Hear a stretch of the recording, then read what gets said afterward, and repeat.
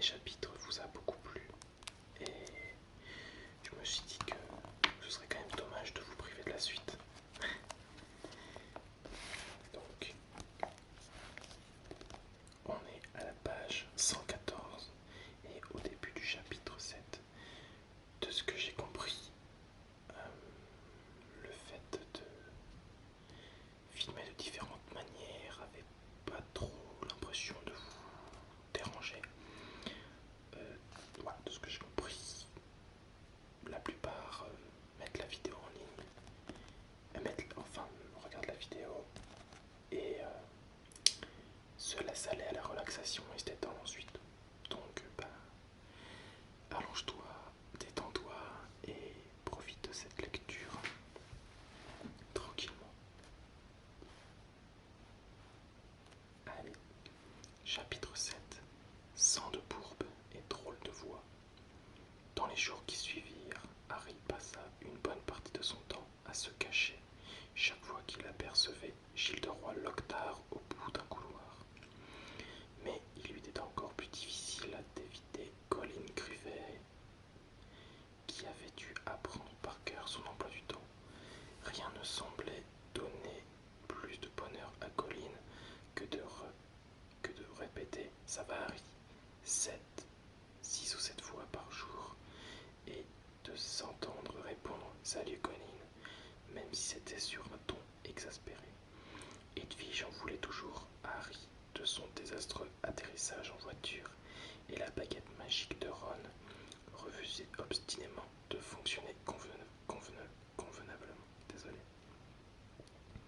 Le vendredi matin, elle se surpassa en s'échappant de la main de Ron pendant le cours de sortilège pour aller frapper le minuscule professeur Flitwick entre les deux yeux, faisant apparaître un gros furoncle verdâtre et palpitant à l'endroit du choc. Harry ne fut pas fâché de voir le week-end arriver. Avec Ron et Hermione, ils avaient l'intention d'aller rendre visite à Hagrid le samedi matin. Ce jour-là, cependant, Harry fut brutalement réveillé à une heure beaucoup plus matinale qu'il ne l'aurait souhaité. C'était Olivier Dubois, le capitaine de l'équipe de Quidditch de Gryffondor, qui le secouait sans ménagement. « Qu'est-ce qu'il y a » balbutina Harry d'une voix ensomnolée. « Séance d'entraînement » annonça Dubois. « Allez, viens » Harry ouvrit un œil en direction de la fenêtre. Un filet de brume flottait dans le ciel rosé.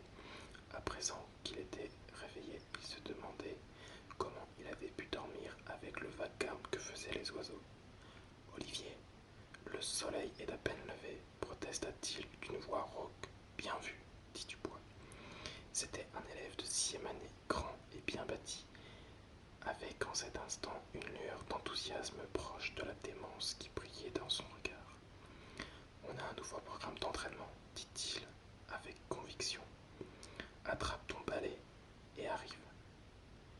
Aucune autre équipe n'a commencé à s'entraîner jusqu'à maintenant. Nous allons être les premiers cette année. » Bâillant et frissonnant, Harry sortit du lit et se mit à la recherche de sa robe de Quidditch.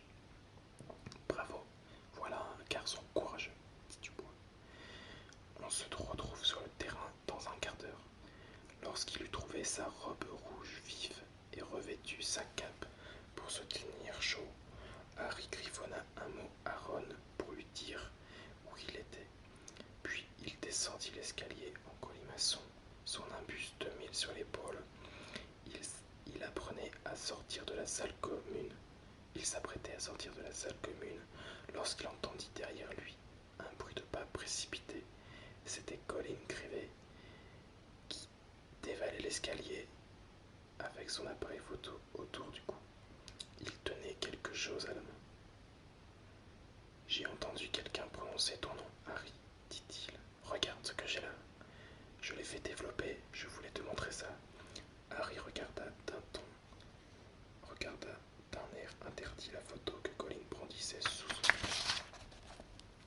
Lockhart en noir et blanc tirait sur un bras que Harry reconnut comme le sien. Il vit avec satisfaction que son image photographique résistait avec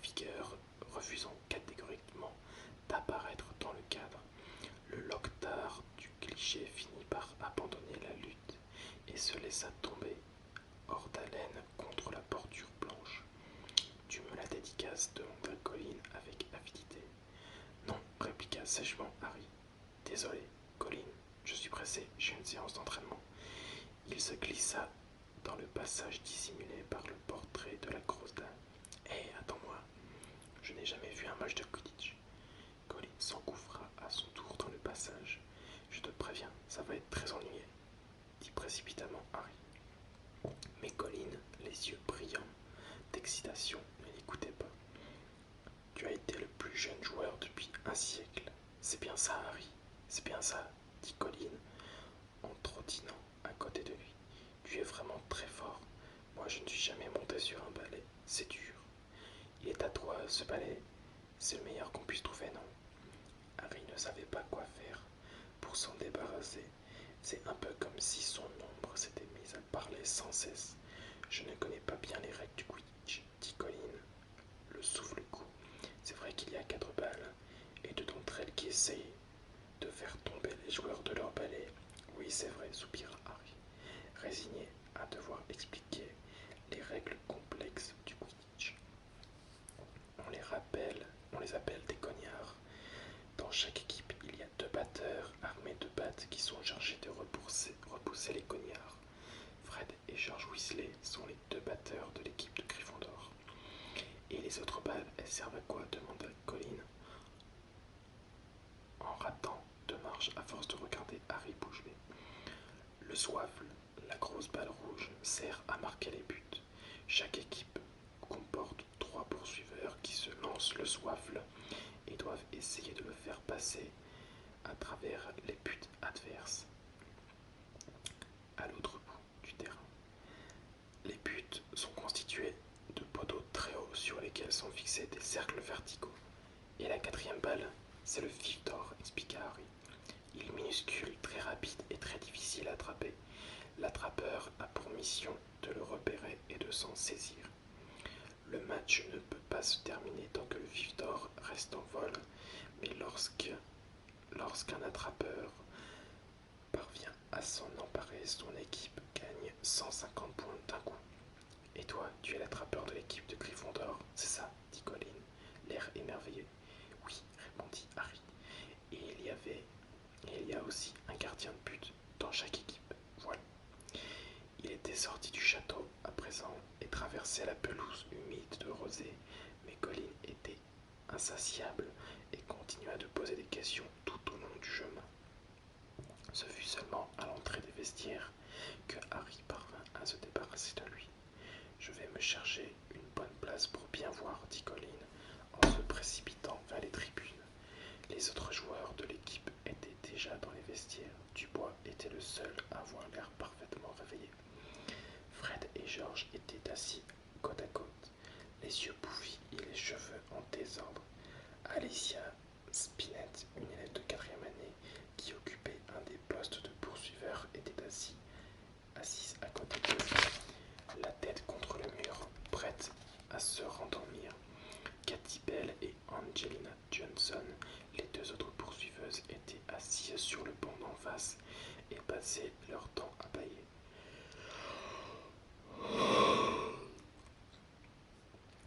Ah, te voilà enfin, Harry. Je me demandais où tu étais passé, s'exclama Dubois. Bien, alors, avant d'aller sur le terrain, je voulais vous montrer mon nouveau programme d'entraînement. J'y ai travaillé tout l'été et croyez-moi, avec ça, on va gagner. Dubois déroula un immense dessin représentant un terrain de Quidditch sur lequel étaient tracées, dans des couleurs différentes, toutes sortes de lignes, de flèches et de croix. Il sortit sa baguette magique, tapota le dessin, et aussitôt les flèches se mirent à bouger en se tortillant comme des chenilles. Tandis que Dubois se lançait dans de grandes explications, Fred Weasley laissa tomber sa tête sur l'épaule d'Alicia et se mit à ronfler. Désolé pour les petites coupures. Du coup, je sais plus où j'en étais.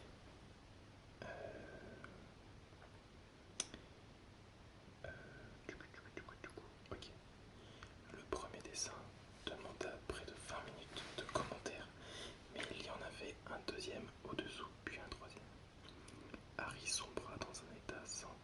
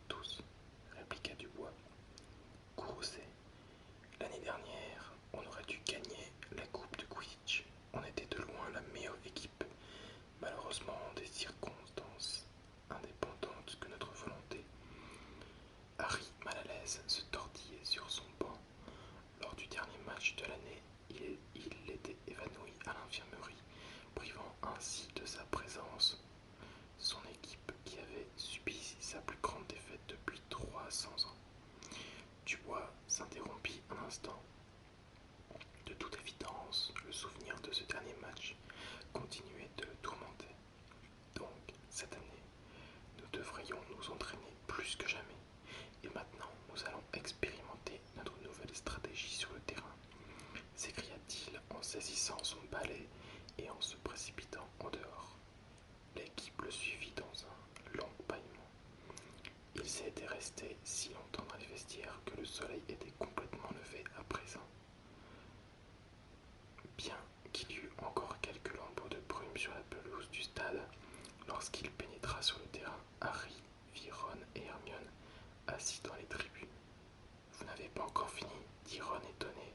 « On n'a même pas commencé, » répondit Harry,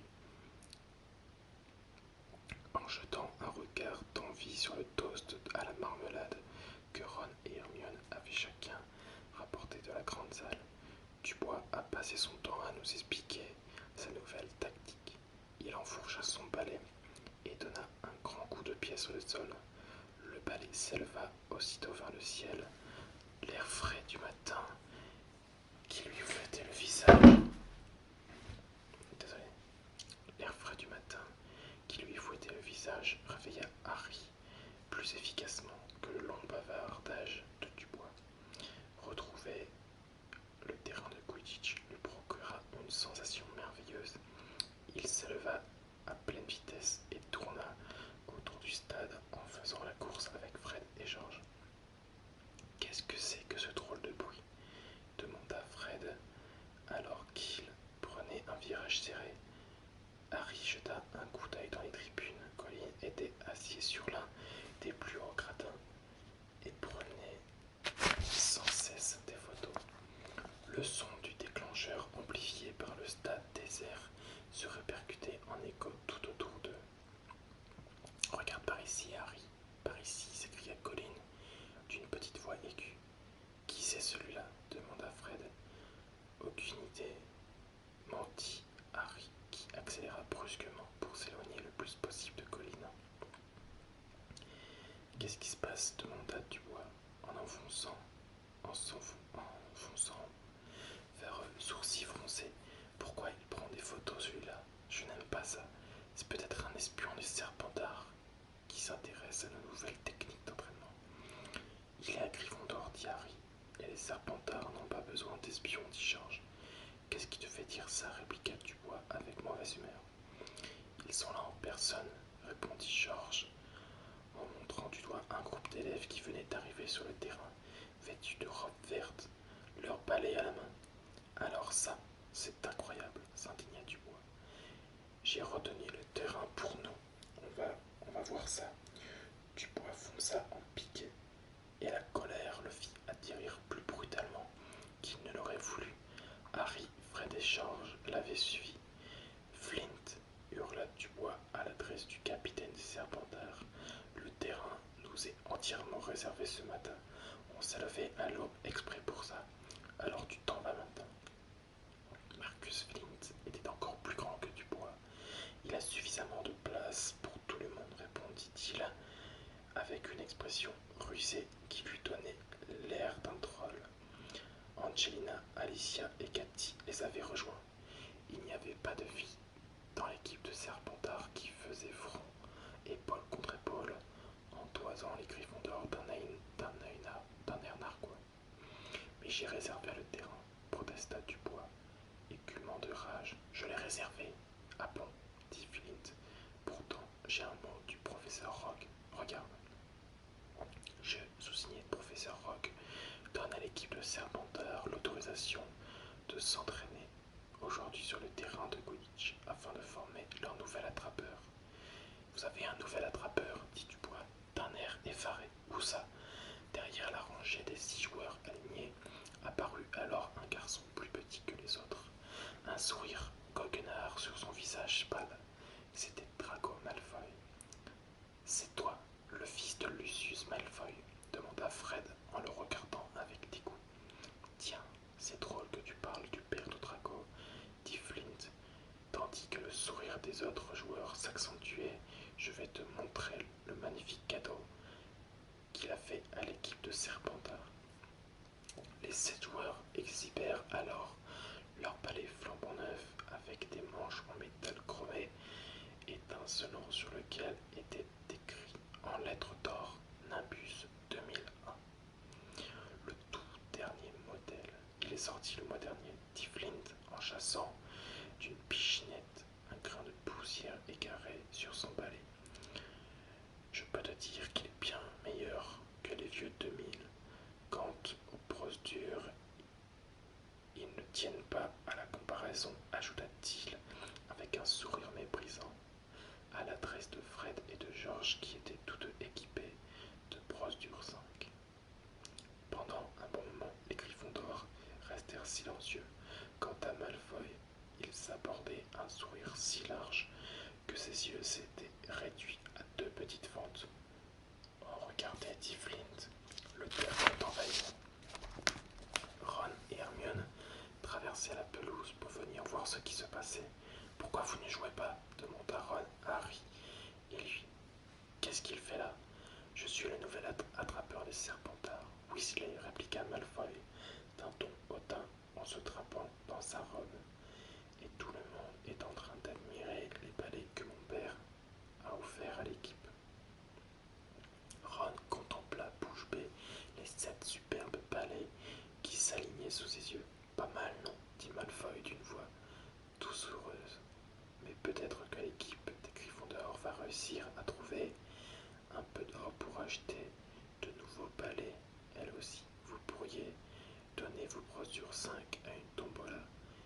Il y a peut-être un musée que ça intéressera. Les Serpentards éclatèrent d'un rire sonore. Au moins, aucun joueur de Gryffondor n'a payé pour faire partie de l'équipe, dit sèchement Hermione. C'est pour leur talent qu'on les a choisis. Malfoy perdit soudainement de sa superbe. Personne ne t'a demandé ton avis, à toi, espèce de sotte pourbe. Érudactyle. En voyant la réaction immédiate qu'il provoqua, Harry comprit que Malfoy venait de dire quelque chose de terrible. Flint dut s'interposer pour empêcher Fred et George de lui sauter dessus. Comment oses-tu? Hurla Alicia. Ron lui plongea la main dans dans la poche de sa robe et en sortit sa baguette magique. Cette fois-ci, tu vas le payer, hurla-t-il. Il pointa sa baguette sur le visage de Malfoy. Une détonation retentit alors dans tout le stade et un jet de lumière vert jaillit du mauvais côté de la baguette, frappant Ron à l'estomac et le projetant à la renverse. Ron, ça va, hurla Hermione. Ron ouvrit la bouche pour dire quelque chose, mais le seul son qui en sortit fut un énorme rot. Il se mit alors à vomir des limaces qui lui tombèrent sur les genoux. Les Serpentards hurlaient de rire. Flint, plié en deux, se tenait à son balai pour ne pas tomber. Malfoy était à 4 pattes et tapait du poing sur le sol, entouré par les Griffons d'Or. Ron vomit de grosses limaces luisantes. Personne n'osait s'approcher de lui. On ferait mieux de l'emmener chez Hagrid. C'est plus près que l'infirmerie, dit Harry à Hermione, qui approuva d'un signe de tête.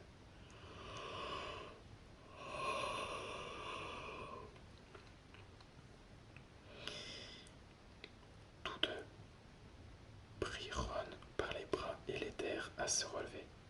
Qu'est-ce qui s'est passé, Harry? Qu'est-ce qui s'est passé? Il est malade. Tu peux le soigner, n'est-ce pas? Colline avait dévalé les gradins pour les rejoindre et les suivait en sautillant tout autour d'eux.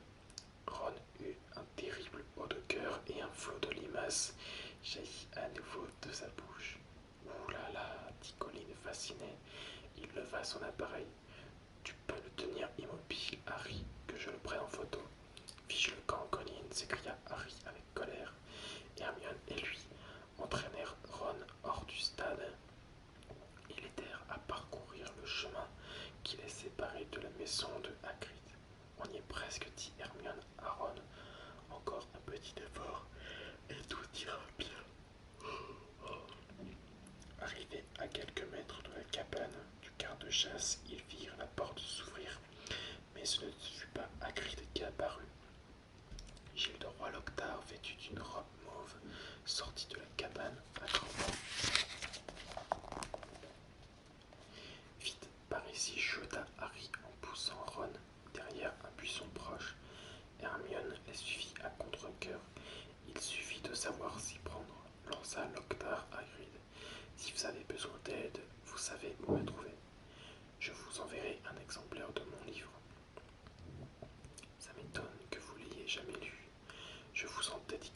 un ce soir et je vous le ferai porter. Allez, au revoir. Et il s'éloigna en direction du château. Harry entendit que Locktar Harry attendit que Locktar fût hors de vue, puis il aida Ron à se relever, l'entraîna vers la cabane de Hagrid et tambourina à la porte. Hagrid ouvrit aussitôt, l'air de très mauvaise humeur, mais son visage s'éclaira lorsqu'il reconnut ses visiteurs. Je me demandais quand vous viendriez me voir, dit-il. Entrez, entrez. Je croyais que c'était le professeur Locktar qui revenait. Harry et Hermione aidaient Ron à entrer dans la cabane qui comportait une unique pièce, avec un énorme lit dans un coin et un feu de cheminée qui brûlait allègrement dans l'autre.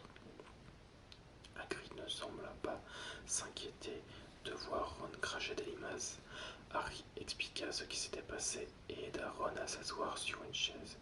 Il vaut mieux qu'elle sorte, dit Hagrid d'un ton joyeux, en posant une grande bassine de cuivre devant Ron. Vas-y, débarrasse-toi de ces salepettes. Je crois qu'il n'y a pas grand-chose à faire. Il faut attendre que ça passe, dit Hermione d'un ton inquiet, en voyant Ron se pencher sur la bassine. C'est déjà un sort difficile à jeter en temps normal, mais en plus avec une baguette cassée. Hagrid s'affaira de leur préparer du thé. Croque-Dur, son molosse, bavait affectueusement sur les genoux de Harry. Qu'est-ce que Locktar faisait chez vous, Hagrid demanda Harry, en grattant les oreilles de Croque-Dur. Il me donnait des conseils pour faire sortir des farfadets d'un puits, grogna Hagrid en poussant un coq à moitié plumé pour mettre la théière à sa place, comme si je ne savais pas le faire. Il s'arrêtait pas de me casser les oreilles en me racontant comment il avait réussi à se débarrasser de je ne sais quel spectre. Je suis prêt à manger ma bouilloire si un seul mot de ce qu'il dit est vrai. Harry le regarda d'un air surpris. Cela ne lui ressemblait pas de critiquer un professeur de Poudlard. Je crois que vous êtes un peu injuste, dit Hermione, d'une voix un peu plus aiguë qu'à l'ordinaire. De toute évidence, le professeur Dumbledore a pensé qu'il était le meilleur pour occuper ce poste. Il n'était pas le meilleur, il était le seul coupable. Hagrid, en posant devant eux une assiette pleine de caramel, pendant que Ron continuait de cracher des limaces dans la bassine, le seul et unique. Sa vie, ça devient très difficile de trouver un professeur de défense contre les forces du mal. Les gens n'ont pas très envie de se lancer là-dedans. On dit que c'est un poste maudit. Personne n'a réussi à l'occuper très longtemps. Et maintenant, dites-moi un peu à qui il a essayé de jeter un sort, demanda Hagrid en désignant Ron d'un signe de tête. Malfoy a trait Hermione de je ne sais plus quoi, dit Harry. C'était sûrement une terrible injure. Tout le monde était furieux. C'était vraiment terrible, dit Ron d'une voix rauque en relevant la tête. Il était pâle et il transpirait. Malfoy l'a traité de sang de pourpre. Ron replongea la tête dans la bassine pour y déverser un nouveau flot de limaces. Hagrid avait l'air scandalisé. Il n'a quand même pas dit ça, rougit-il. Si, répondit Hermione, mais je ne sais pas ce que ça signifie. C'est sûrement très grossier. C'est la chose la plus insultante qu'on puisse imaginer. Octaron, sang de bourbe, c'est une injure odieuse pour quelqu'un qui est né dans une famille de moldus. Certains sorciers, la famille Malfoy par exemple, sont persuadés qu'ils vaillent beaucoup mieux que les autres parce qu'ils ont ce qu'on appelle un sang pur. Il eut un faible euro et une limace tomba au creux de sa main. Il la jeta dans la bassine et poursuivit. Les autres sorciers savent bien que ça n'a aucune importance. Regarde Neville Londubat par exemple. Il vient d'une famille de sang pur, mais c'est tout juste s'il arrive à faire tenir un chaudron debout. Et ils n'ont jamais inventé un sortilège qu'Hermione soit incapable de refaire, dit fièrement Hagrid. Les joues d'Hermione prirent une teinte rouge vive. C'est une injure répugnante, dit Ron en essuyant d'une main tremblante la sueur qui lui couvrait le front. Comme si on disait à quelqu'un que son sang est sale. Quelle folie! De toute façon, de nos jours, la plupart des sorciers ont du sang de moldu dans les veines. Si nous n'avions jamais épousé de moldu il y a longtemps que nous aurions disparu. Il y eut un nouveau hoquet et replongea dans sa bassine. Je comprends que tu essayais de lui jeter un sort, Ron, dit Hagrid d'une voix forte pour couvrir le bruit sourd des limaces qui tombaient dans la bassine, mais c'est peut-être une bonne chose que ta baguette magique ait eu été ratée si tu avais réussi à jeter un sort à son fils. Lucius Malfoy se serait précipité ici, au moins comme ça, tu n'auras pas d'ennui. Harry aurait bien voulu lui faire remarquer qu'on pouvait difficilement imaginer pire ennui que de vomir des limaces, mais les caramels qui lui collaient les dents l'empêchèrent d'ouvrir la bouche. Ah, au fait, Harry, dit Hagrid, saisit une pensée soudaine. J'ai un petit reproche à te faire. On m'a dit que tu distribuais des photos dédicacées. Comment ça se fait que je n'en ai pas eu? Furieux, Harry parvint à décoller ses mâchoires. Je n'ai dédicacé aucune photo, s'emporta-t-il. Si Loctar continue à raconter ça, mais Hagrid éclata de rire. Je plaisantais, dit-il en donnant dans le dos de Harry une tape amicale qu'il projeta contre la table.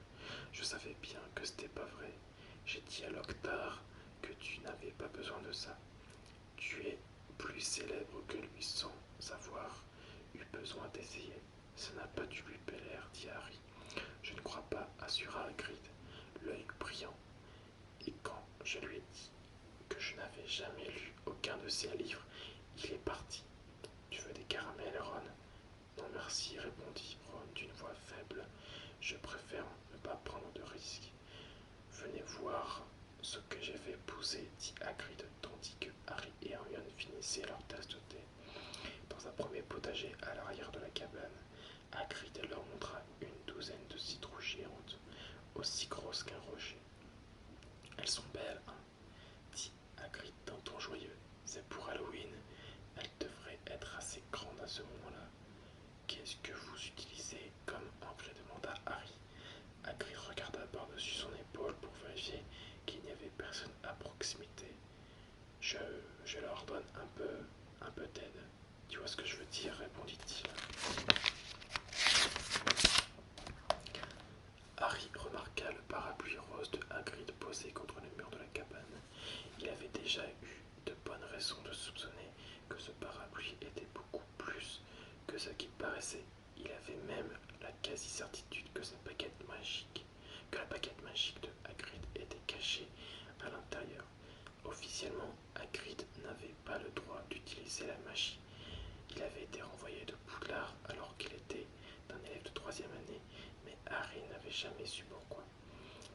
Chaque fois qu'on y faisait allusion, Hagrid devenait sourd jusqu'à ce que la conversation s'oriente vers un autre sujet. Un sortilège de gavage, j'imagine, dit Hermione, dont le ton semblait à mi-chemin entre l'amusement et la réprobation.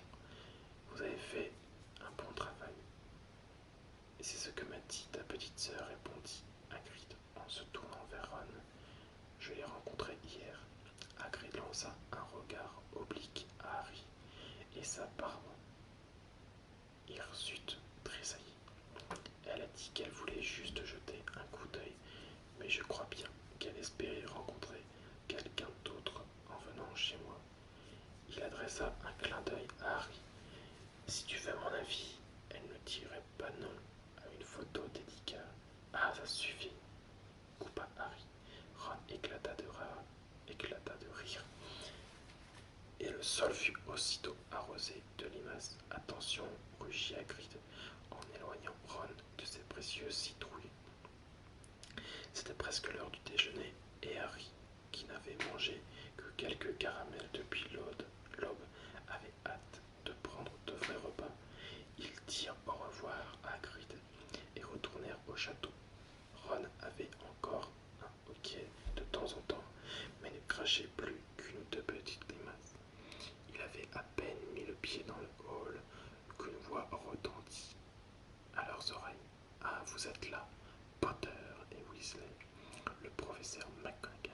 s'avança vers eux, l'air sévère. Votre retenue aura lieu ce soir même, annonça-t-elle. Qu'est-ce qu'on devra faire demanda Ron en reprimant un rot. Vous avez astiqué l'argenterie dans la salle des trophées avec Monsieur Rusard et interdiction d'avoir recours à la magie. Weasley, de l'huile de coude, c'est tout. Ron étouffa une exclamation. Argus Rusard, le concierge, était détesté et redouté par tous les élèves. Quant à vous, Potter, vous aiderez le professeur Locktar à répondre au courrier de ses admirateurs. Oh non, je ne pourrais pas aller plus tôt dans la salle des trophées, moi aussi, dit Harry d'un ton désespéré. Certainement pas, répliqua le professeur McGonagall. En haussant les sourcils, le professeur Locktar tient à ce que ce soit vous. 8 heures pile tous les deux. Dans la grande salle, Harry et Ron, la mine sinistre, se laissèrent tomber sur leur chaise, à côté d'Hermione qui le regardait avec une expression du genre « Voilà ce qui arrive quand on fait des bêtises ». Harry eut beaucoup moins de plaisir à manger son hachis parmentier qu'il ne l'aurait cru. Ron et lui étaient chacun persuadés d'avoir hérité de la pire corvée. « Rusard va me tenir toute la nuit, dit sobrement Ron. Et pas de magie. Il doit y avoir une bonne centaine de coupes en argent dans cette salle. Je ne sais pas astiquer à la manière des moldus. J'échange avec toi quand tu veux, soupira. Je me suis entraîné chez les Dursley. Répondre aux admirateurs de Locktar, un vrai cauchemar. L'après-midi sembla passer en un éclair et bientôt il eut 8h moins 5. Le pas traînant, Harry suivit le couloir du deuxième étage jusqu'au bureau de Locktar. Les dents serrées, il frappa. La porte s'ouvrit aussitôt et Locktar l'accueillit avec un sourire rayonnant. Ah, voici notre chenapan, dit-il. Entre, Harry. Entre. Éclairé par des chandelles, d'innombrables photos encadrées de Locktar brillaient sur les murs. Il y en avait même signé quelques-unes. Une autre pile de photos était posée sur son bureau. Tu n'as qu'à écrire les enveloppes, dit Locktar à Harry, comme s'il lui faisait une exceptionnelle faveur. La première, c'est pour Gladys, courte nièce, une des plus ferventes admiratrices. Les minutes passaient avec la lenteur d'un escargot. Harry laissait Locktar déverser sur lui un flot de paroles sans prendre la peine de lui répondre autre chose que oui, oui, d'accord, très bien.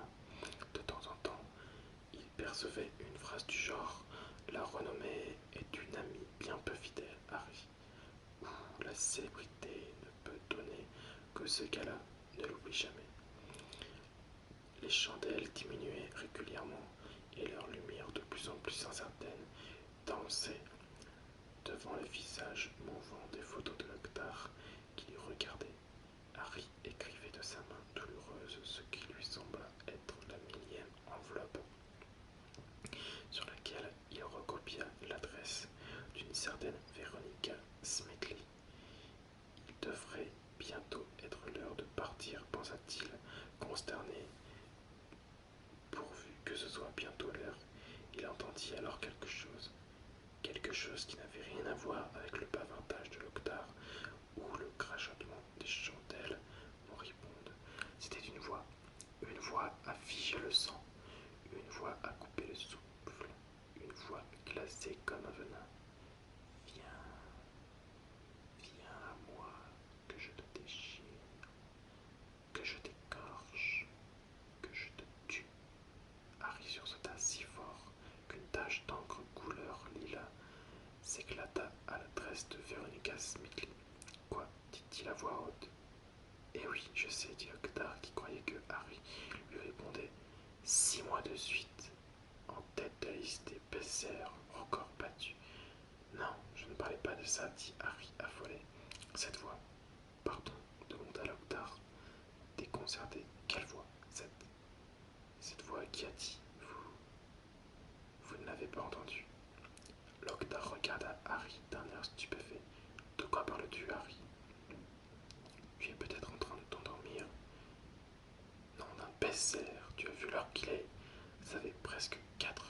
nous sommes ici. Je ne l'aurais jamais cru. Le temps a filé si vite. Harry ne répondit pas.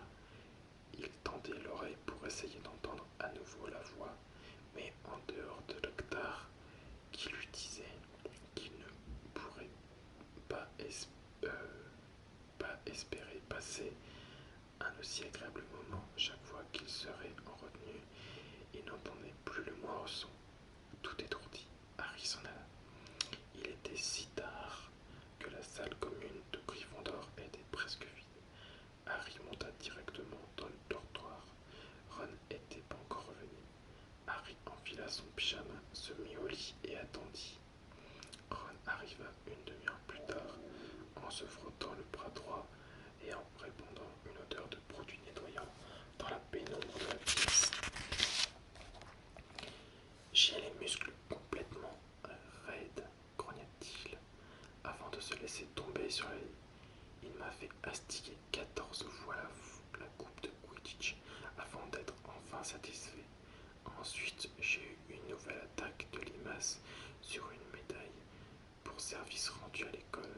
J'ai mis un temps fou à enlever toutes ces traces gluantes.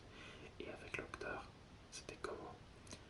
Parlant bas pour ne pas réveiller Neville, Dean et Simus, Harry lui répéta ce que la voix lui avait dit. Et Loctar a dit qu'il ne l'entendait pas, s'étonna Harry. Harry le voyait froncer les sourcils à la lueur du clair de lune. Tu crois qu'il t'a menti? Je ne comprends pas ce qui a pu se passer. Même quelqu'un d'invisible aurait été obligé d'ouvrir la porte pour entrer dans le bureau. Je sais, dit Harry, en s'allongeant dans son lit, les yeux fixés sur le baldaquin tendu au-dessus de sa tête. Moi non plus, je ne comprends pas.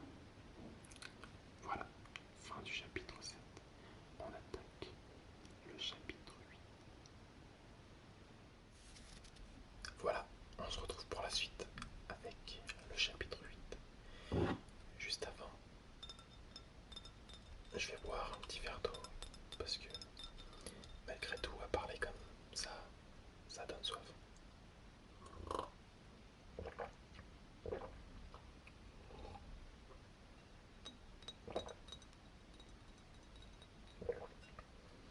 regarde ça de côté. Allez, c'est parti. Chapitre 8. L'anniversaire de mort. Octobre arriva, répandant un froid humide dans le château et ses alentours. Madame Pomfrey, l'infirmière, dut faire face à une épidémie de rhume parmi les élèves et les enseignants. La pimétine, une potion qu'elle fabriquait elle-même, se révélait d'une efficacité fulgurante, mais elle avait pour effet secondaire de faire fumer les oreilles pendant plusieurs heures. Harcelée par Percy, Ginny Weasley, qui n'avait pas très bonne mine, fut forcée d'en prendre et la vapeur qui lui sortait de la tête sous ses cheveux flamboyants lui donnait un air d'avoir pris feu. Pendant des jours entiers, la pluie frappa à grosses gouttes les fenêtres du château. Le niveau du lac monta, les massifs des fleurs se transformèrent en mares de boue, et les citrouilles de Hagrid eurent bientôt la taille d'une cabane à outils. L'enthousiasme d'Olivier Dubois pour les séances d'entraînement n'avait pas faibli. Cependant, et c'est ainsi qu'un samedi après-midi, particulièrement pluvieux, Harry rentra trempé et maculé de boue dans la tour de Gryffondor. C'était quelques jours avant Halloween. Même en faisant abstraction de la pluie et du vent, la séance d'entraînement ne s'était pas bien passée. Fred et George, qui avaient espionné l'équipe de Serpentard, avaient vu les performances des nouveaux Nimbus 2001. D'après eux, les Serpentards allaient si vite qu'on ne voyait plus d'eux que des traînées vertes qui sillonnaient les airs à la vitesse d'un avion, alors qu'ils avançaient dans le couloir désert. Avec ses chaussures boueuses, Harry croisa quelqu'un qui semblait aussitôt aussi préoccupé que lui. Nick, quasi sans tête, le fantôme de la tour de Gryffondor, regardait par la fenêtre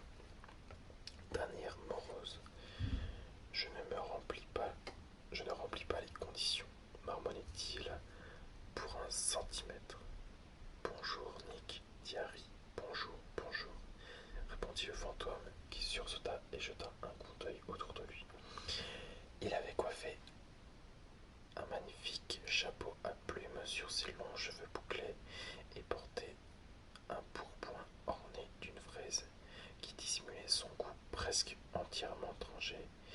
Il était pâle comme un panache de fumée. Excuse-moi. Comme un panache de fumée, et Harry voyait au travers de son corps le ciel sombre d'où s'abattait une pluie torrentielle. Vous m'avez l'air bien soucieux, mon jeune Potter, dit Nick en repliant une lettre transparente qu'il rangea dans son vêtement.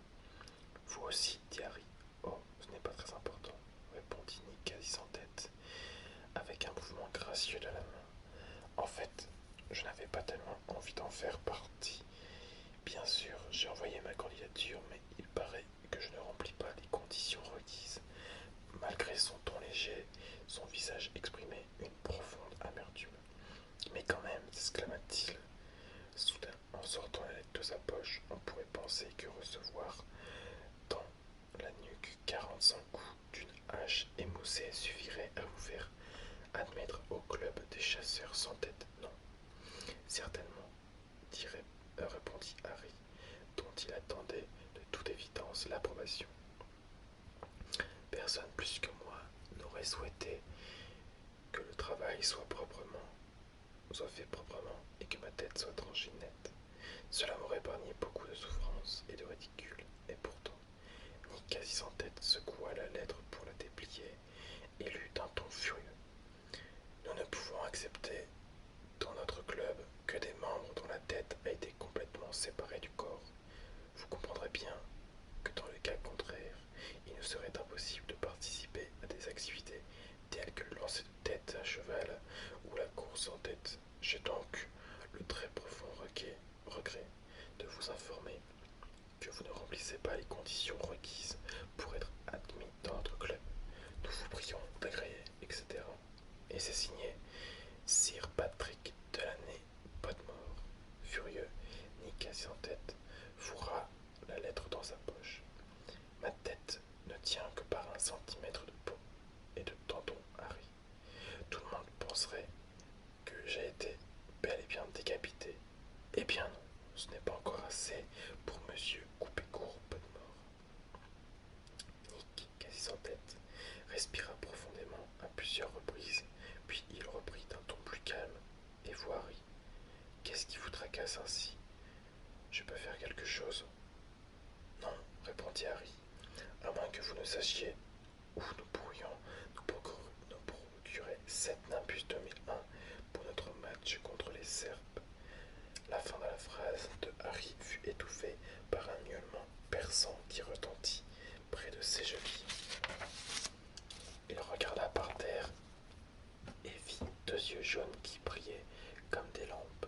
C'était Miss Daigne, la chatte grise et flanquée, qui jouait le rôle d'assistante d'Argus Rusard, le concierge, dans son implacable bataille contre les élèves de Poudlard.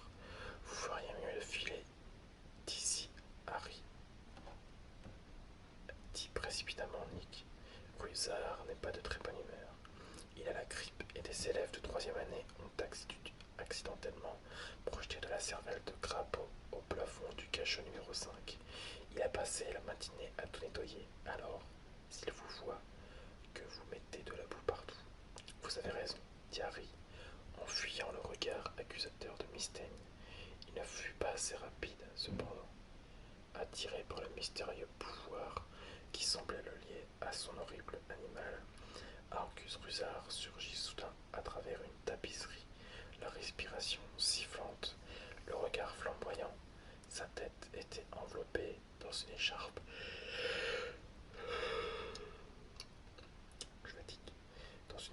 écossaise, et son nez avait pris une teinte violette. De la saleté, s'écria-t-il, les pages frémissantes, les yeux exorbités. Il pointa du doigt la mare de boue qui s'était formée autour de Harry. Désordre et cochonnerie, j'en ai assez, suivez-moi, Potter. La mine sombre, Harry adressa à Nick quasi sans tête un signe de la main et suivit Rusard au rez-de-chaussée, ajoutant de nouvelle trace de pas boueuse à celle qui existait déjà. Harry n'avait encore jamais eu l'occasion d'entrer dans le bureau de Rusard. C'était un endroit que les élèves évitaient soigneusement. La pièce, misérable, était pourvue de fenêtres, était éclairée par une simple lampe à pétrole suspendue au plafond bas. Une vague d'odeur de poisson frit flottait dans l'air. Des placards en bois s'alignaient le long des murs, remplis de dossiers dans lesquels Rusard conservait le détail des punitions qu'il avait infligées aux élèves de Poudlard tout au long de sa carrière. Fred et George Weasley avaient droit à un casier entier pour eux tout seuls, une collection de chaînes et de menottes soigneusement astiquées étaient accrochées au mur derrière le bureau de Rusard. Il était de notoriété publique qu'il avait toujours demandé à Dumbledore l'autorisation de suspendre les élèves au plafond par les chevilles. Rusard prit une plume sur son bureau et fouilla autour de lui en quête d'un morceau de parchemin. De la boue, marmonna-t-il d'un air furieux, de la morve de dragon brûlante, des cervelles de grenouilles, des intestins de rats. J'en ai assez. Il faut faire un exemple. Où est le formulaire? Ah, voilà. Il dénicha dans un tiroir de son bureau un grand rouleau de parchemin et l'étala devant lui, trempant sa plume noire dans l'encrier. Non, Harry Potter. Crime. N'exagérons rien, ce n'était qu'un peu de boue, coupa Harry. Pour vous, ce n'est qu'un peu de boue, mon garçon. Mais pour moi, c'est une heure de plus passée à récurer vos saletés, s'exclama Rusard. Nous disions donc crime, souillure du château, châtiment proposé. La plume en l'air, Rusard lança un regard sournois à Harry, qui attendait en retenant son souffle que tombe la sentence. Mais au moment où le concierge abaissa à nouveau sa plume, un grand paume, juste au-dessus du plafond, juste au-dessus du bureau, pardon, juste au-dessus du bureau, fit vaciller la lampe à pétrole suspendue au plafond. Pive, s'écria Rusard en jetant sa plume dans un accès de rage. Cette fois, je l'aurai. Et sans un regard vers Harry, Rusard se rua hors du bureau, mystaigne sur ses talons. Pive était l'esprit frappeur de l'école, une menace permanente qui flottait dans les airs en répandant sur son passage désordre et consternation. Harry n'aimait pas beaucoup Pive, mais il lui était reconnaissant de s'être manifesté à cet instant. Il avait l'espoir que, quoi qu'il ait fait, et d'après le bruit, il avait dû casser cette fois quelque chose de très volumineux. Il occuperait suffisamment Rusard pour lui faire oublier Harry. En attendant, Harry se laissa tomber dans le fauteuil, mangé au mythe devant le bureau, à côté du formulaire que le concierge n'avait pas fini de remplir. Harry vit une grosse enveloppe violette sur laquelle était écrit en lettres d'argent: Vite magique, cours par correspondance pour sorciers débutants. Intrigué, Harry ouvrit l'enveloppe, retira le morceau de parchemin qu'elle contenait et lut le texte qu'il avait sous les yeux. Vous vous sentez déboussolé dans le nouveau monde de la magie. Vous n'osez plus jeter le sort en public par peur de paraître ridicule. Tout le monde éclate de rire quand on vous voit tenir votre baguette magique. Il existe une solution à vos problèmes. Vite magique est une méthode entièrement nouvelle, rapide, facile, aux résultats garantis. Des centaines de sorciers et de sorcières en ont déjà bénéficié. Madame Desorties de Tosham nous écrit: Je n'arrivais jamais à me souvenir de mes formules magiques, et mes potions étaient un sujet de plaisanterie pour toute ma famille. Maintenant, après avoir suivi la méthode Vite Magique, je suis la vedette de toutes les soirées et mes amis me supplient de révéler la recette de ma poudre à briller.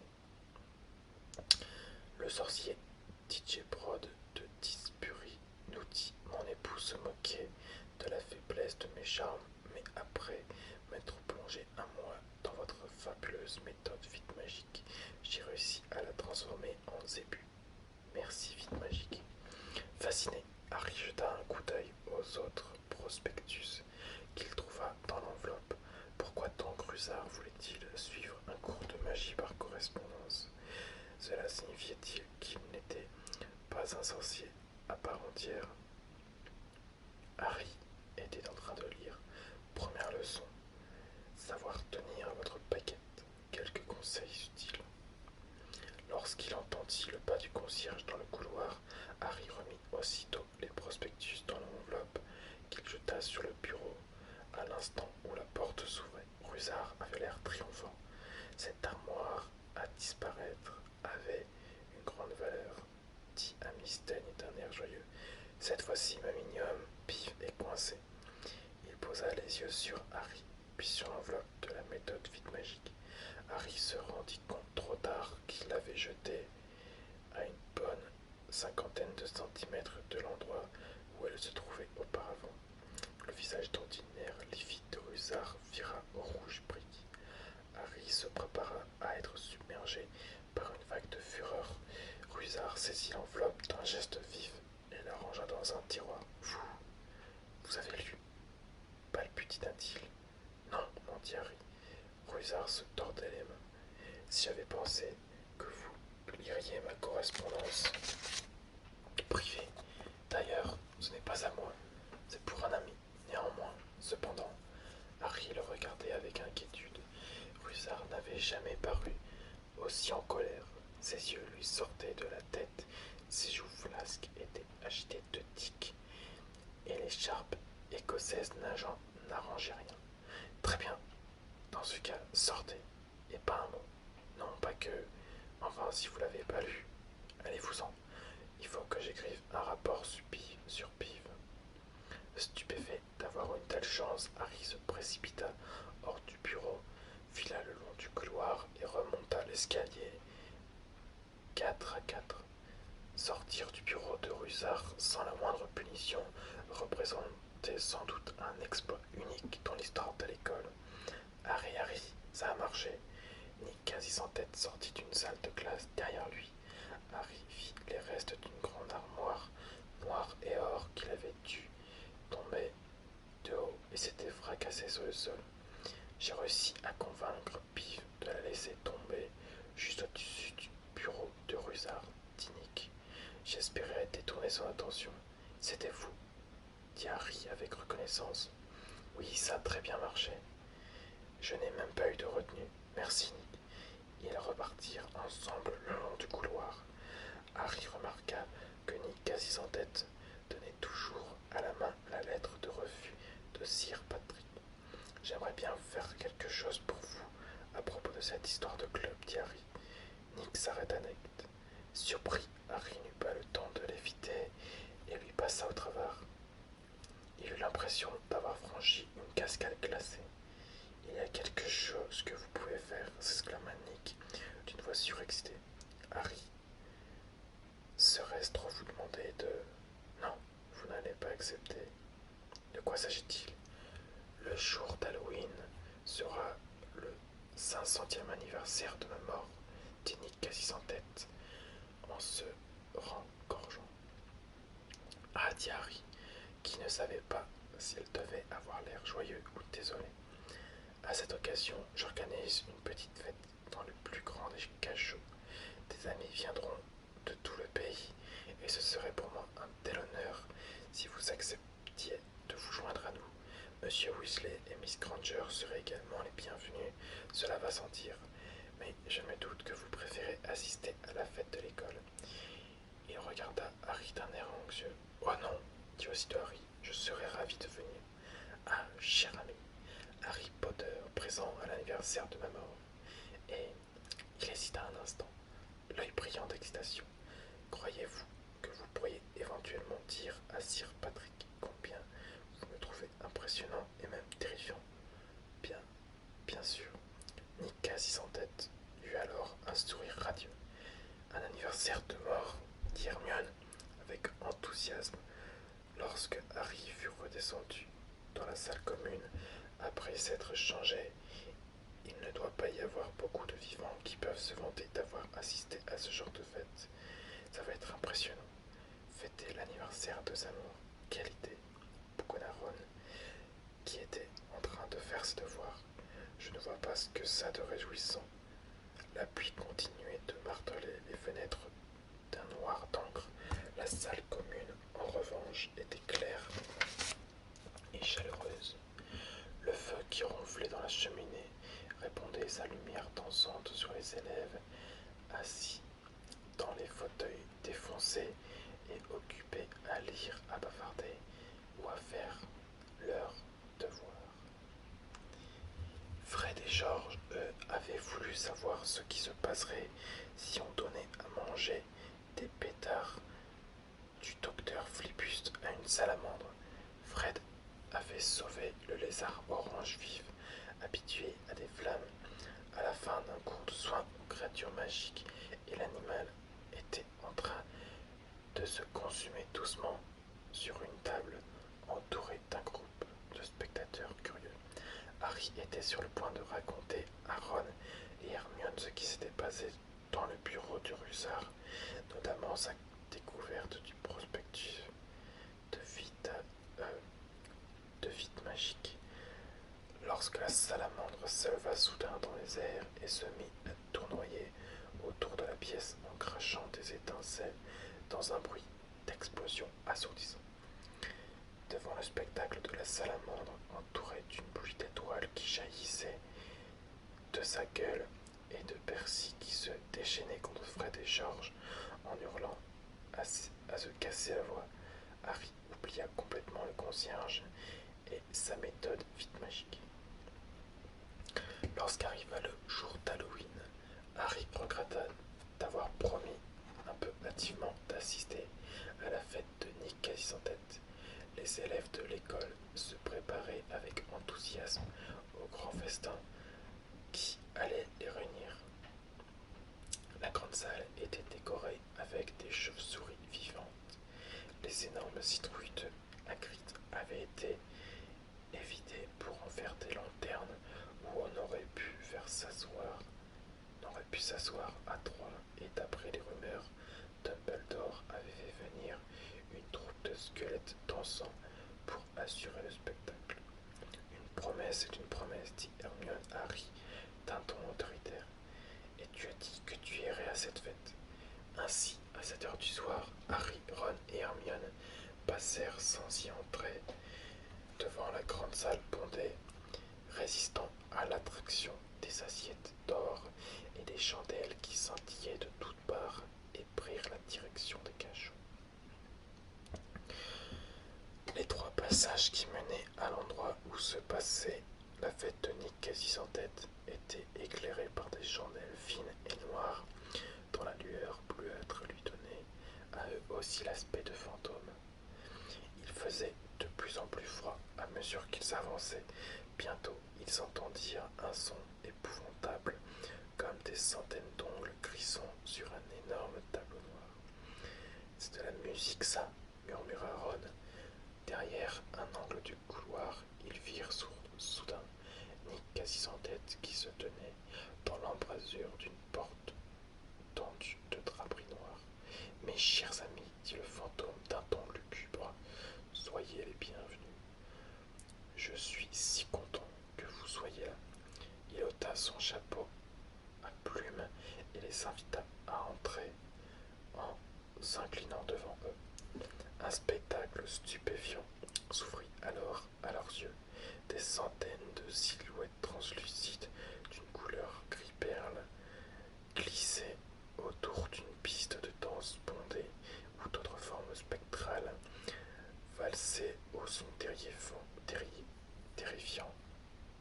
d'une trentaine de scies musicales jouées par des musiciens rassemblés sur une estrade tendue de noir au plafond dans un lustre formé d'un bon millier de chandelles noires diffusant une lumière d'un bleu éclatant. Harry, Ron et Hermione virent de la buée sortir de leur bouche. C'était comme s'ils avaient pénétré dans une chambre froide. « Allons jeter un coup d'œil, » suggéra Harry, qui voulait se réchauffer les pieds. « Fais attention de ne traverser personne, » dit Ron d'une voix inquiète. Ils s'avancèrent alors Dans la pièce, elles passèrent devant un groupe de nonnes à la mine funèbre, un homme en haillons couvert de chêne, et le moine gras, le joyeux fantôme de Poufsouffle, en grande conversation avec un chevalier dont le front était transpercé d'une flèche.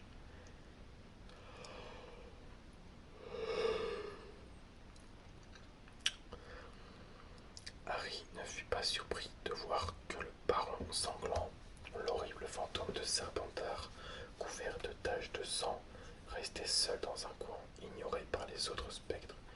Oh non, dit Hermione en s'immobilisant. Vite, demi-tour, je ne peux pas parler à Mimi Géniarde. Qui ça? Dit Harry, tandis qu'il revenait précipitamment sur leurs pas. Elle hante les toilettes des filles au deuxième étage, dit Hermione. Les toilettes? Oui, elles ont été inutilisables pendant toute l'année parce qu'elles n'arrêtaient pas de piquer des crises en provoquant des inondations. Je n'y vais jamais tant que je peux l'éviter. C'est terrible d'aller aux toilettes et de l'entendre gémir sans arrêt. Regarde, à manger, dit Ron. De l'autre côté du cachot, une longue table était recouverte de velours noir.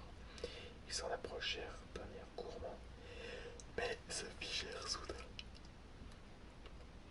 sur place avec une grimace horrifiée. L'odeur qui se dégageait du buffet était parfaitement répugnante. De gros poissons pourris s'étalaient sur des plats d'argent entre des amoncellements de gâteaux brûlés comme du charbon. Il y avait aussi un énorme hachis grouillant de verre et un morceau de fromage couvert de moisissures verdâtres. Au milieu de la table, à la place d'honneur, se dressait un gigantesque gâteau en forme de pierre tombale sur lequel était écrit en lettres noires: Sir Nicolas de Missy Porpignon, mort le 31 octobre 1492. Stupéfait, Harry regarda un fantôme corpulent s'approcher de la table, s'accroupir et s'avancer, la bouche grande ouverte pour traverser l'un des saumons pestilentiels. On sent le goût quand on passe à travers, lui demanda Harry. Presque, répondit tristement le fantôme avant de s'éloigner en flottant dans les airs. J'imagine qu'ils sont tous laissés pourrir pour donner un goût plus fort, dit Hermione d'un air docte. Elle se pinça le nez et se pencha pour examiner le hachis putride. Il faudrait mieux qu'on ne reste pas trop près, dit Ron. J'ai mal au cœur.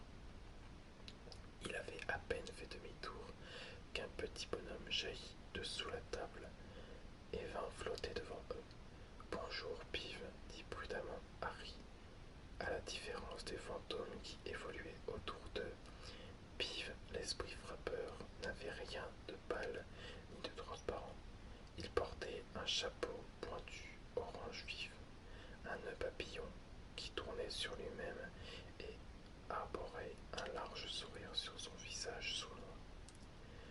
Vous voulez grignoter quelque chose, proposa-t-il aimablement en leur tendant un bol rempli de cacahuètes pourries. Non merci, dit Hermione. Je vous ai entendu parler de cette pauvre Mimi, dit Pive, les yeux brillants. Vous avez été grossière avec cette malheureuse Mimi. Il prit une profonde inspiration et hurla. Mimi! Oh non, Pive! Ne lui répétez surtout pas ce que j'ai dit. Elle serait folle de rage, murmura précipitamment Hermione. Je ne le pensais pas. En fait, je n'ai rien contre elle. Oh, bonjour, Mimi.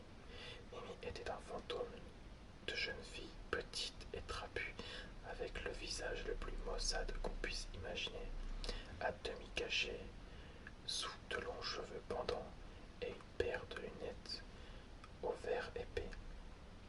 Quoi, dit-elle d'un ton sinistre. Comment ça, Mimi? Demanda Hermione d'un ton faussement enjoué. Ça fait plaisir de te voir hors des toilettes. Mimi renifla. Miss Granger me parlait de toi, dit Pive d'un air rusé à l'oreille de Mimi. Je disais simplement que... Que tu paraissais en pleine forme ce soir, dit Hermione en lançant à Pive un regard furieux. Mimi observa Hermione d'un air soucieux. Tu te moques de moi, dit-elle avec des larmes dans ses petits yeux perçants. Non, non, c'est vrai. J'ai bien dit que Mimi avait l'air en pleine forme, non? Répéta Hermione en donnant un coup de coude à Ron et à Harry. Oh oui, c'est exactement ce qu'elle a dit. Ce n'est pas la peine de me mentir, sanglota Mimi, qui se mit à pleurer à chaudes larmes, tandis que Peeves pouvait de dire derrière elle. Tu crois que je ne sais pas ce que les gens disent de moi dans mon dos? La grosse Mimi, Mimi la moche, Mimi géniarde, Mimi râleuse, Mimi minable. Tu as oublié, boutonneuse, lui souffla Pive à l'oreille. Mimi géniarde fut alors secouée de sanglots et se précipita hors du cachot, poursuivi par Pives, qui la bombardait de cacahuètes pourries en criant boutonneuse, boutonneuse. Oh là là, dit tristement Hermione. Nick Cassick sans tête se glissa vers eux en traversant la foule. Vous vous amusez bien? Demanda-t-il. Oh oui, mentirent-ils en chœur. Belle soirée, dit Nick firme. La veuve pleureuse est venue spécialement du Kent. Il va bientôt être l'heure de mon discours. Je vais prévenir l'orchestre. Mais au même moment, l'orchestre s'arrêta tout seul. Tout le monde fit silence et regardant partout d'un air surexcité. Le son d'un corps de chasse venait de retentir. Ah, les voilà, dit Nick, d'un ton amer. Une douzaine de chevaux fantômes traversèrent soudain le mur du cachot, montés chacun par un cavalier sans tête. Les invités applaudirent à tout rompre. Harry se mit à applaudir également, mais il s'interrompit en voyant la tête de Nick. Les chevaux galopèrent jusqu'à la piste de danse, puis s'arrêtèrent au milieu en se cabrant avec élégance. En tête de la troupe, un fantôme de haute stature tenait sous le bras sa tête, qui sonnait du corps. Il descendit de cheval, leva sa tête à bout de bras pour jeter un coup d'œil à la foule qui éclata de rire et s'avança vers Nick. Quasi sans tête, en enfonçant sa tête sur les épaules. Nick, rugit-il, comment vas-tu? Ta tête tient toujours. Il échappa d'un rire sonore en lui donnant une grande tape sur l'épaule. Sois le bienvenu, Patrick, dit Nick, d'un ton raide. Ma parole, mais il y a des vivants ici, s'exclama Sir Patrick, en voyant Harry, Ron et Hermione. Il fit semblant de sursauter, et sa tête tomba à nouveau, provoquant l'hilarité générale. Très drôle, dit Nick, d'un air sombre. Ne t'inquiète pas, Nick, dit la tête de Sir Patrick, qui avait roulé sur le sol, alors toujours furieux de n'avoir pas été admis au club. Mais aussi, regarde-toi un peu. Moi, dit Harry, répondant à un coup d'œil appuyé de son hôte, je trouve que Nick est très effrayant. Et s'écria la tête de Sir Patrick. Je parie que c'est lui qui vous a demandé de dire ça, jeune homme. Si vous voulez bien m'accorder quelques instants d'attention, c'est l'heure de mon discours, dit Nick d'une voix forte en s'avançant vers l'estrade sur laquelle il grimpa dans une lumière d'un ton bleu glacé. Mais regrettez, lord, mesdames et messieurs, j'ai le très grand chagrin de... Mais personne n'en entendit davantage. Sir Patrick et ses compagnons venaient de se lancer dans une partie de hockey en utilisant leur tête. En guise de balle, Nick essaya d'attirer à nouveau l'attention de ses invités, mais la tête de Sir Patrick lui passa devant le nez sous les acclamations de la foule, et il renonça. Harry avait très froid à présent, et également très faim. Je ne peux plus surmonter ça, marmonna Ron en claquant des dents, tandis que l'orchestre recommençait à jouer et que les fantômes reprenaient la direction de la piste de danse. Allons-en, approuva Harry.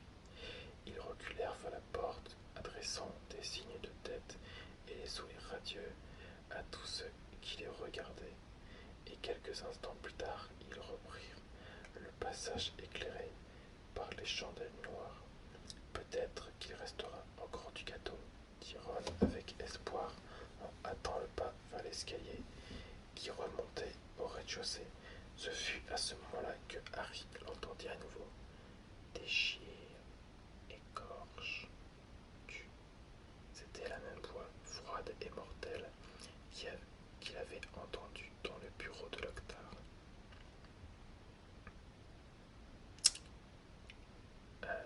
Il s'immobilisa et tendit l'oreille en scrutant la pénombre du couloir. Harry, qu'est-ce que... C'est encore cette voix. Taisez-vous. Si affamé depuis si longtemps. Écoutez, dit Harry. Tuez. Il est temps de tuer. La voix devenait de plus en plus faible. Elle s'éloignait. Harry en était sûr. Elle montait quelque part dans le château. Un mélange de peur et d'excitation le saisit, tandis qu'il regardait le plafond s'obscurcir. Comment la voix pouvait-elle s'élever ainsi dans les étages? Était-ce un fantôme qu'aucun plafond de pierre ne pouvait arrêter? Par ici, s'écria-t-il. Il monta l'escalier, 4 à 4, et se précipita dans le hall d'entrée. Mais le vacarme des conversations qui provenaient de la grande salle où le festin d'Halloween se poursuivait empêchait d'entendre quoi que ce soit d'autre. Harry monta alors au premier étage, suivi de Ron et Hermione. Harry, qu'est-ce que... Chut. Harry tendit à nouveau l'oreille. Il entendait la voix qui continuait de s'éloigner en montant dans les étages. Je sens l'odeur du sang. L'odeur du sang. Il va y avoir un meurtre, s'exclama Harry, l'estomac noué. Sans prêter attention à Ron et Hermione, qui le regardaient avec stupéfaction, il monta les marches 4 à 4 en essayant d'entendre la voix, malgré le martèlement de ses pas. Il parcourut précipitamment tout l'étage, Ron et Hermione s'essoufflant derrière lui, et ne s'arrêta enfin que lorsqu'ils eurent tourné l'angle d'un dernier couloir désert. Harry, qu'est-ce que cela veut dire? Demanda Ron en essuyant son visage en sueur. Je n'ai rien entendu, mais Hermione poussa soudain un cri. L'index pointait devant elle. Regardez, s'écria-t-elle. Quelque chose brillait sur le mur en face d'eux. Ils s'approchèrent lentement, scrutant la pénombre tracée en grosses lettres. Entre les deux fenêtres, une inscription scintillait dans la lueur des torches qui éclairaient le passage. La chambre des secrets a été ouverte. Ennemi de l'héritier, prenez garde. Qu'est-ce que c'est que ça, là en dessous? Dit Ron d'une voix tremblante. Lorsqu'ils s'approchèrent un peu plus bas, Harry, affaibli, tombait en glissant dans une flaque d'eau, mais Ron et Hermione le rattrapèrent de justesse. Ils se penchèrent alors sur une forme noire qui se dessinait sous le message, et tous trois firent aussitôt un bond en arrière, les pieds en plein dans la flaque. Miss Tenney, la chatte du concierge, était pendue par la queue à une torchère. Elle était raide comme une planche, les yeux grands ouverts. Cependant, quelques instants, ils restèrent figés de terreur. Filantisé, dit enfin Ron. On devrait peut-être essayer de, suggéra maladroitement Harry. Fais-moi confiance, il ne faut surtout pas qu'on nous trouve ici, répliqua Ron. Mais il était trop tard. Un grondement semblable à un lointain coup de tonnerre leur indiqua que le festin venait de se terminer. De chaque extrémité du couloir leur parvenaient les conversations joyeuses des élèves repus et le bruit de centaines de pieds qui montaient les escaliers. Un instant plus tard, un flot d'élèves se déversait dans les couloirs. Les conversations et les bruits de pas s'évanouir. Peu à peu, lorsque les premiers arrivants aperçurent la chatte suspendue au mur, Harry, Ron et Hermione étaient seuls au milieu du couloir dans le silence qui régnait à présent. Autour d'eux, la foule se pressait pour contempler le sinistre spectacle. D'une voix forte, quelqu'un rompit alors le silence. Ennemi de l'héritier, prenez garde. Bientôt ce sera le tour des sangs de pourpre.